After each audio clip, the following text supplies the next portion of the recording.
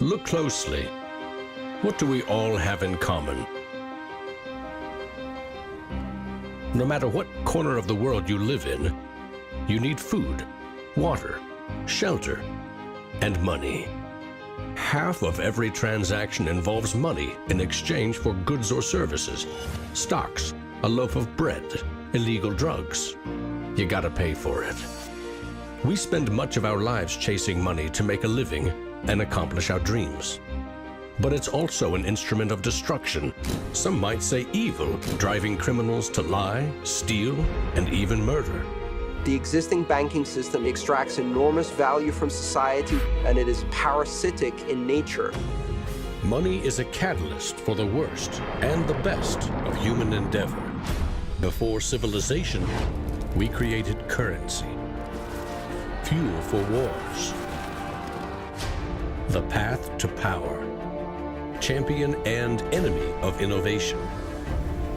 Money is so integral to our society and our global economy that its true nature remains a mystery to most. This is the story of money, perhaps the end of money as we know it. No matter how fat your bank account or how thin your wallet, to us it's all cold hard cash. There are some who want to kill it. Get rid of it. Burn your dollars, your euros, your yen, and transform every penny you have into ones and zeros, digital currency. Entrust it to the web and computers spread across the planet. Magic internet money. It's called cryptocurrency, Bitcoin. Invented in secret, it was a gift to the world. It's not just a currency, but it's actually programmable money.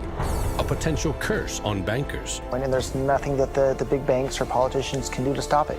Breaking every government's grip on money supply. What the internet did for information, Bitcoin is doing for money. Could it be the new gold? No, you have to really stretch your imagination to infer what the intrinsic value of Bitcoin is.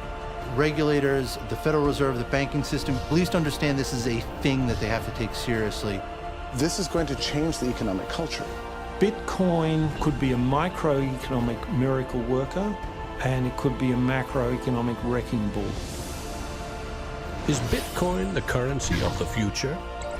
A godsend for criminals?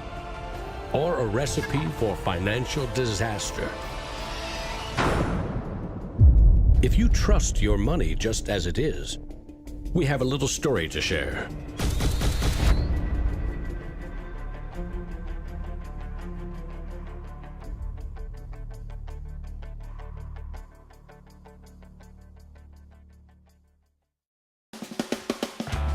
Once upon a time, there was a big party with everyone standing around the punch bowl, drunk. Politicians credited the strong economy to their wise decisions. Businesses jumped into new profitable markets, ignoring risk. In fact, the experts said there was no risk.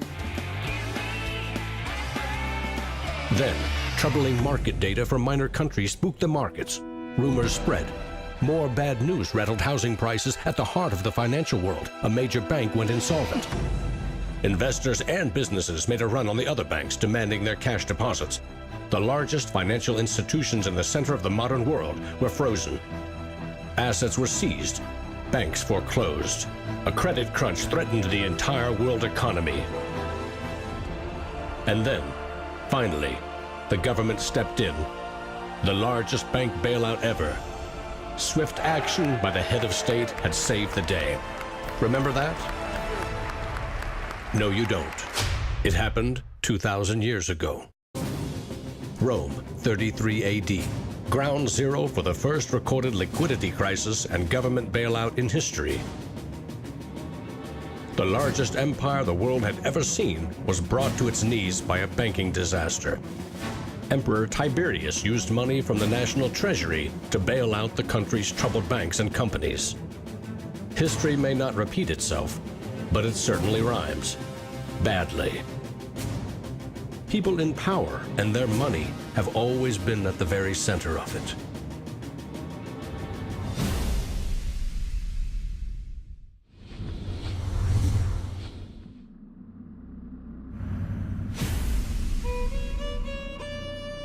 The story of money is as old as civilization itself. When we lived in small tribes, keeping track of debt was easy. You owed somebody a load of firewood. A neighbor owed you a piece of meat. Credits and debits were kept in your head, a mental ledger. Currency is a language that allows us to express transactional value between people. It's technology that's older than the wheel. It's as old as fire.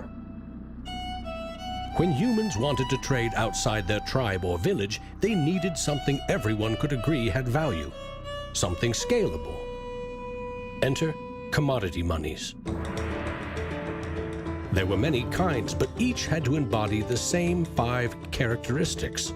A commodity money is relatively scarce, easily recognizable, can be cut into smaller pieces.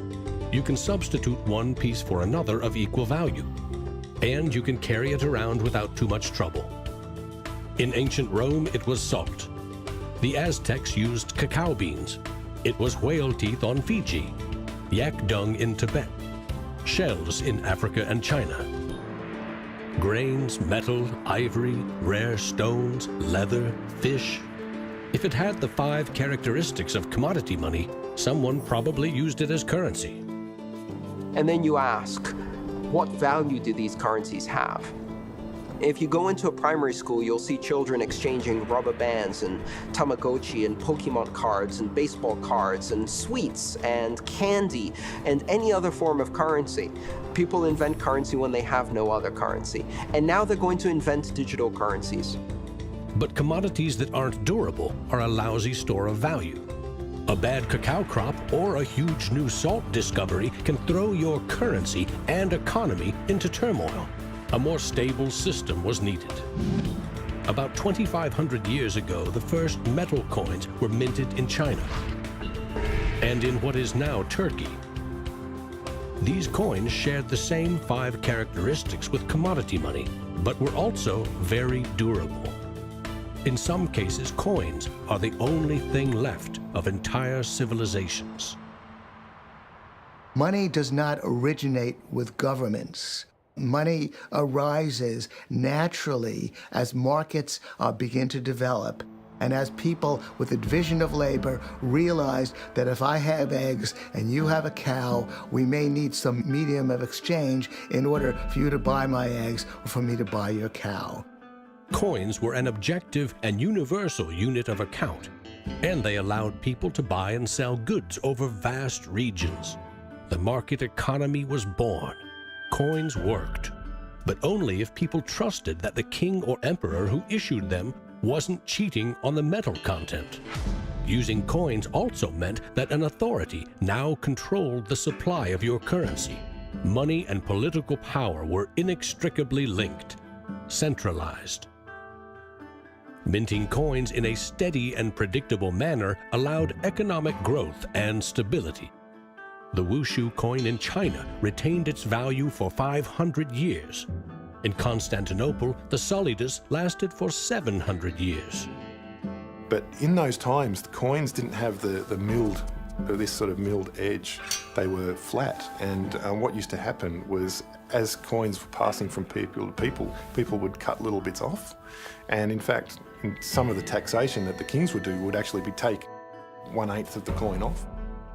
Taxes built castles and financed military campaigns, expensive hobbies.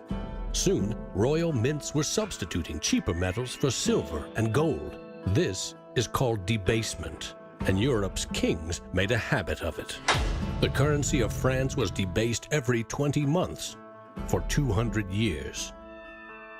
If no one can trust the gold or silver content of your coins, how can you trade with other countries? International merchants found a solution. They recognized that one person's debt has value. It can be traded or transferred. When those IOUs came from reputable sources, they could be used as a form of money, paper money. This money was not based on hard commodities or metal, but instead on someone's promise to pay. Merchant families like the Medici in 15th century Florence acted as clearinghouses for these IOUs. It worked like this. An English trader ordered a shipment of Italian cloth from the Medici for 100 gold coins. His promise to pay the Medici was put on paper. Meanwhile, the Medici owed 100 gold coins to another trading partner for delivery of wine from France. The parties didn't go to the expense of transporting and exchanging gold coins. Instead, the paper was transferred. Everyone agreed that the paper had value, 100 gold coins, but only because everyone trusted the Medici as solvent middlemen. They had created a paper money machine. Within a few generations, they rose from low crime to high finance. Their great wealth helped fuel the Italian Renaissance and elevated the family to levels of enormous political power. The power to marry into royal families and get elected as popes.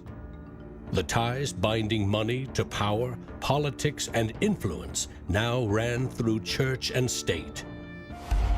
Merchants had proven that creating paper currency could be wildly profitable. Goldsmiths wanted in on the action. Imagine it like this. If the goldsmith had seen over a period of time that some of the coins he was storing for people were gathering dust, the people who owned them don't need them right now. So what if I go and lend them out into the community and I charge them interest on this loan?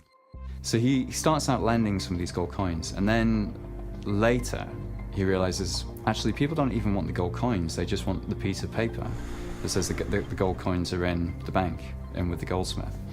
So I can now make a loan with these pieces of paper, and whatever I write on a piece of paper, as long as people trust me, they'll trust the paper. And effectively the goldsmiths and the early day bankers, they had literally acquired the power to print money. More and more private paper money from merchants and banks circulated and began to rival the crown's coins. The power inherent in controlling and issuing money began slipping away from the rulers. They couldn't tax or debase this new kind of money, but they had bigger ambitions than ever with trading posts, colonies, and empires that now stretched across the globe. For centuries, European countries would take turns building massive fleets and waging war on each other to rule the world.